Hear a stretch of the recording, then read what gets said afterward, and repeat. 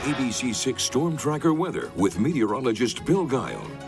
Good evening, everyone. Pretty decent feeling day today this afternoon once the winds died down. And yeah, we had temperatures are actually cooler than normal. But coming up as we go into next week, the weather pattern is going to get very unsettled, and we're going to see a series of weather systems coming through about every 12 to 24 hours.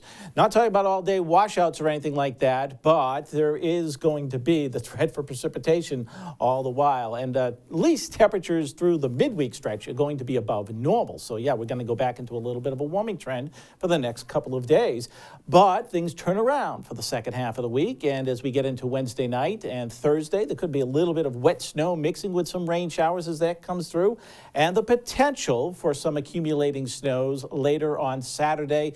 That could be mixing or changing over to rain, though, as we go into Saturday and Sunday. We'll see how that plays out. That's a week away from now. A lot of things can adjust. Going in the record books for today, it was a pretty near normal day. 39 the high, 22 the low.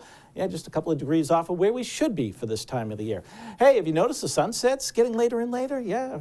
Today was 5:22. We're adding 2 minutes per day now to those sunset times. So yeah, getting there. Right now, temperature in Providence, 32 degrees. Sky is mainly clear, just a few scattered clouds around. The wind out of the west-southwest. So our temperatures really aren't going to drop off much more than a couple of degrees for the rest of the overnight hours tonight. We stand at 30 in Smithfield. As you get down to Newport, 36, New Bedford, 32 degrees. So again, yeah, deduct about 2, maybe 3 degrees by daybreak tomorrow morning. But there's not a lot of cold air to be found across the U.S. at the present time. The real cold, you can see it just to the north in the border here up into Canada, these purple shades. There is a cold pool of air beginning to build, so we're not done with winter, even though it may seem like that's the case with all these mild temperatures we've had for the past couple of weeks. But we're going to start seeing an infiltration of this colder air coming down as we finish out the month of February and perhaps start March as well. So we look at the weather map right now. Just a series of lows that are forming back off to the west, and that's why I talk about we're going to get into a rather active pattern, but not all-day washouts. Small systems pushing through the region. So here's what happens. First off, we stay dry through tomorrow and most of Monday, President's Day as well. High pressure will be moving offshore. Clouds will be on the increase, but there'll be high clouds. It'll be kind of dimming the sun during the course of the day, and a weak wave of low pressure will be going by tomorrow night. Just a couple of rain showers, no big deal.